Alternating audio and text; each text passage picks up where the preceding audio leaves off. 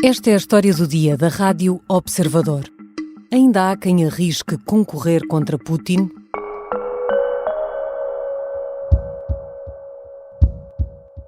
Free and fair elections are core to any democracy, and elections in Russia will not be free and fair. A desconfiança não será apenas de Jens Stoltenberg, mas, ditas por ele, as palavras têm outro peso.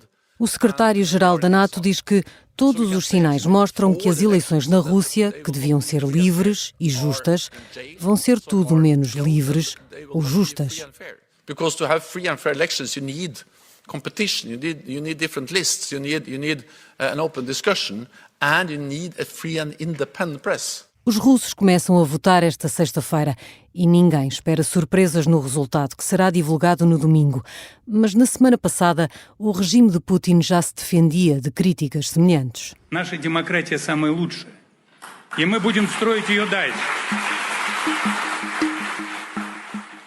Dmitry Peskov, porta-voz do Kremlin, dizia que a democracia russa é a melhor e Moscovo ia continuar a construí-la.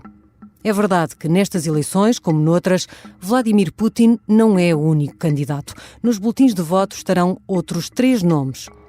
Mas algum deles pode, ou na realidade quer, fazer sombra ao presidente?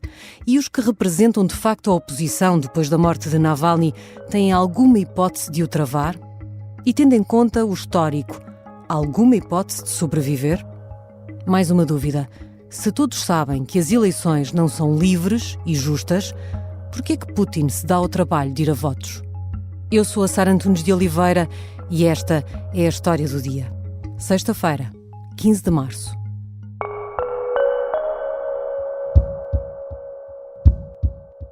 Bem-vindo, José Carlos Duarte. Olá, Sara.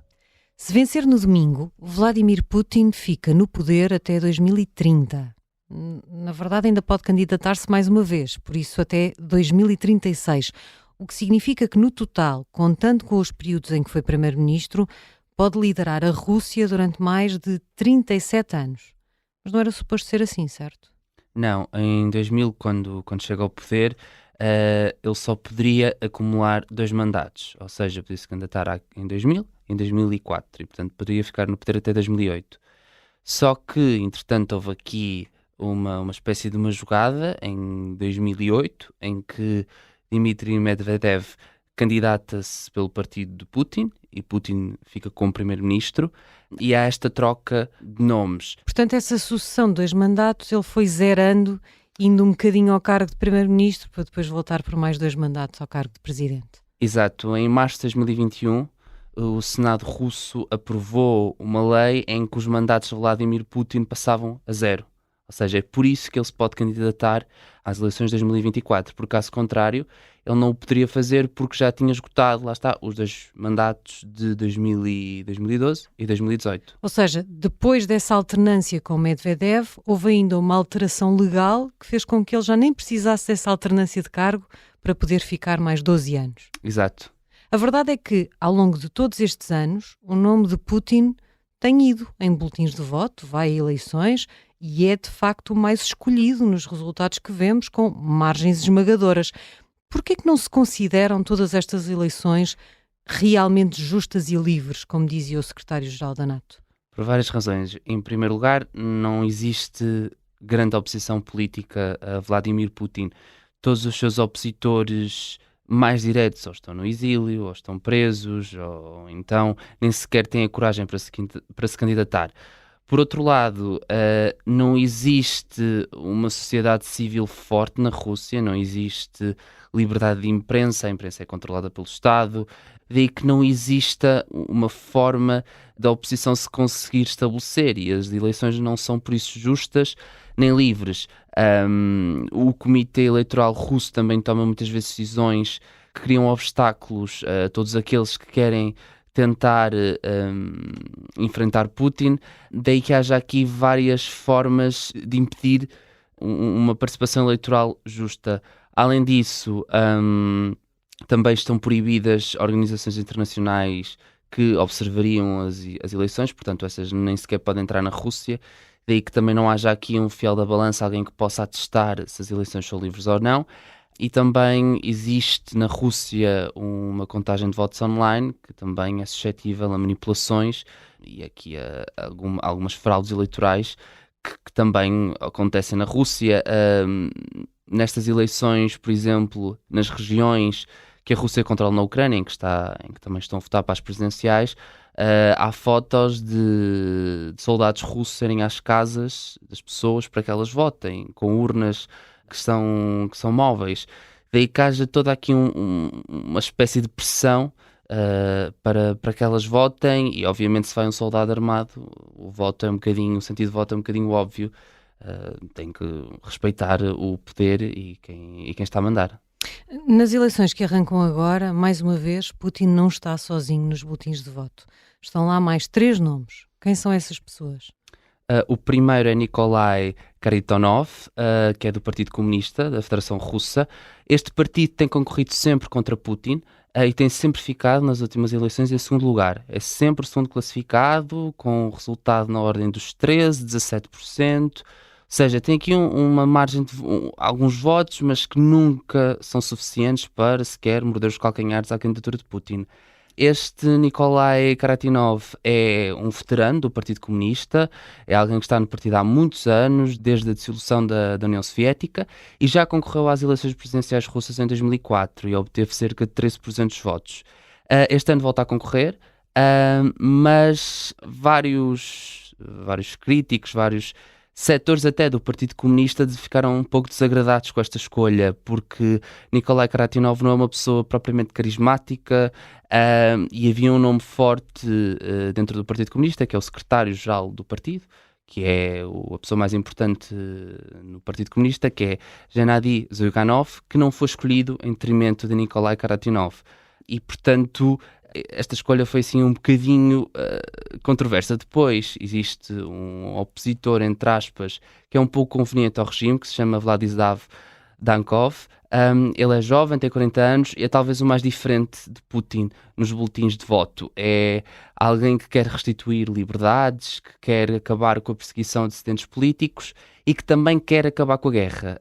Só que este terminar com a guerra é um pouco controverso, porque ele nunca explica como vai acabar o conflito, diz apenas que haverá negociações e que não haverá nenhuma reversão para a Rússia. O que quer dizer essa reversão, e se, por exemplo, os territórios que a Rússia ocupa na Ucrânia ficarão sob a égide de Moscovo, provavelmente é isso que ele quer dizer, mas não se torna muito claro qual é a sua intenção. Outros setores da oposição russa, como por exemplo os ligados a Alexei Navalny, olham também com muita desconfiança para esta candidatura de Vladislav Dankov, em primeiro lugar porque ele foi escolhido, ele passou o crivo do Kremlin, e já isso quer dizer que a candidatura dele não desagrada propriamente à presidência russa. Só isso já não é um bom sinal, não é? Exato. Daí que eles olhem com muita desconfiança, e o círculo mais próximo de Alexei Navalny, que foi realmente uma oposição a Putin, não olha com bons olhos para este candidato. Há ainda um nacionalista. Exato, chama-se Leonid Slutsky e ele é do Partido Liberal Democrático da Rússia, que apesar de ter liberal de nome, não é nada liberal, é um dos partidos mais extremistas na Rússia, é mesmo conotado à extrema-direita, e Leonid Slutsky nem sequer tinha grande vontade de concorrer. Ele já confessou em entrevistas que não se importa de perder para Putin, que a única coisa que era ganhar o que ele diz ser a Operação Militar Especial, e é uma pessoa com uma reputação um pouco duvidosa na Rússia. Ele rebentou um escândalo em 2018 de abuso sexual no Parlamento Russo, portanto ele fazia parte do Parlamento, ele foi deputado na Duma, e esse processo o seu nome ficou sempre associado a esse escândalo.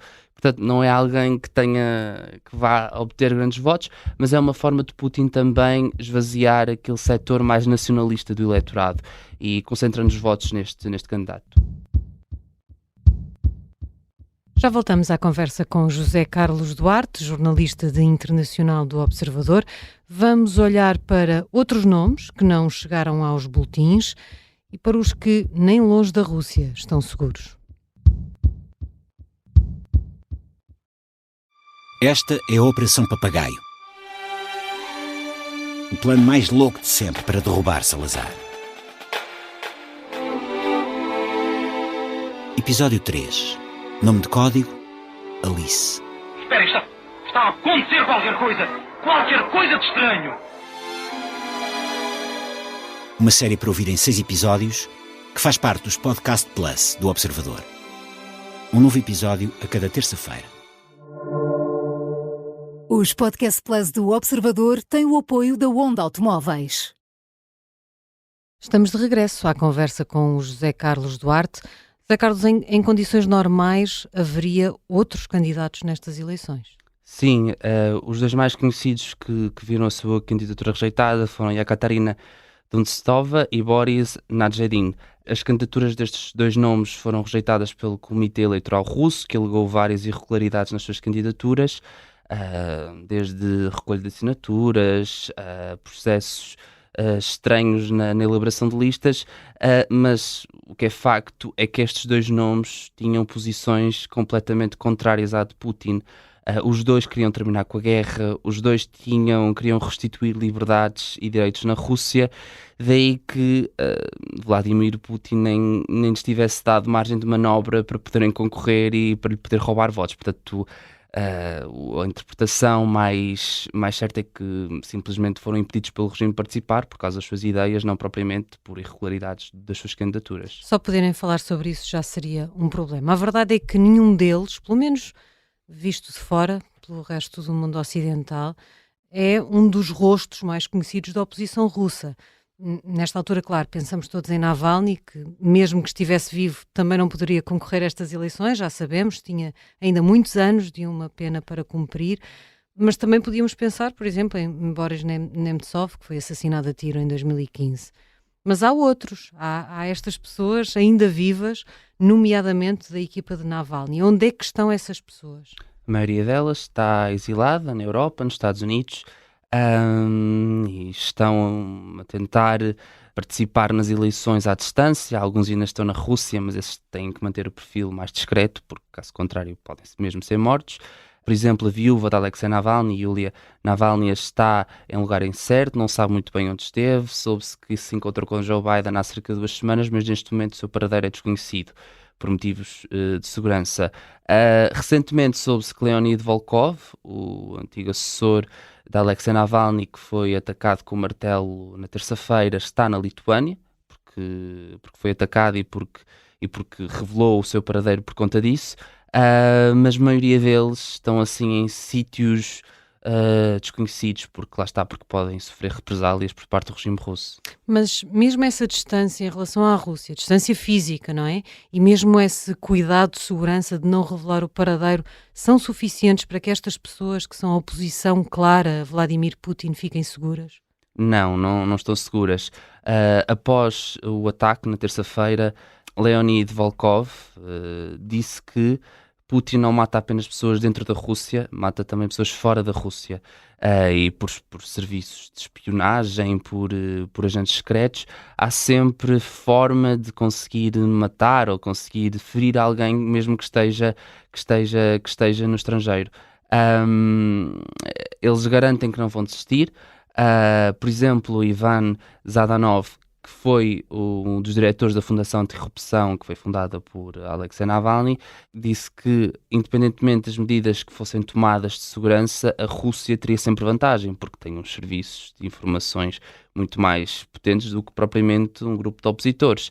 Mas eles asseguram que vão continuar a resistir e a opor-se, mas nada garante que daqui a alguns tempos não seja morto ou fique ferido, como o que aconteceu com Leonid Volkov. Todos eles sabem que eles podem ser o próximo. Exato. Mas, José Carlos, então, se os candidatos que chegam de facto aos boletins não fazem na prática nenhuma sombra, se o processo eleitoral e a informação aos eleitores estão totalmente condicionados, se os que fazem oposição real não têm a menor hipótese de concorrer porque estão longe da Rússia, porque têm de estar no exílio e em alguns casos correm mesmo o risco de não sobreviver, porquê que Putin continua a dar-se ao trabalho de ir a eleições?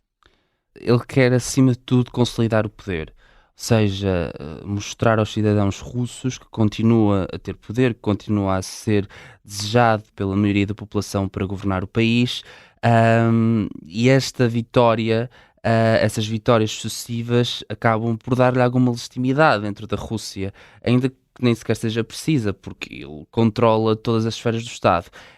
Nestas eleições existe aqui uma variável importante, que é a guerra na Ucrânia, que é um tópico um pouco sensível na Rússia, porque aumentou os preços da comida, aumentou as dificuldades de várias famílias, e eu acho que nestas eleições o presidente russo quer mostrar-se ainda mais forte e mostrar e mandar uma mensagem não só interior como também para o estrangeiro, de que a maior parte dos russos apoia a guerra. Isto não é apenas algo feito por um regime, é algo que a maior parte da população também está de acordo. E também há aqui um fator muito importante que foi a Marcha pela Justiça de Prigozhin, em junho de 2023, que abalou aqui as fundações do regime de Vladimir Putin, que foi a primeira pessoa ao longo de 20 e tal anos de mandato que o desafiou, que conseguiu fazer uma marcha que, apesar de só ter durado 24 horas, criou impacto, e eu acho que nestas eleições ele também quer ainda consolidar-se mais e também mandar uma mensagem à oposição de que não há nada a fazer e que ele vai continuar à frente da Rússia nos próximos anos. Obrigada, José Carlos Duarte. Obrigado. José Carlos Duarte é jornalista de internacional do Observador. Esta foi a história do dia. A sonoplastia é do Diogo Casinha, a música do genérico é do João Ribeiro. E eu sou a Sara Antunes de Oliveira. Bom fim de semana e até segunda.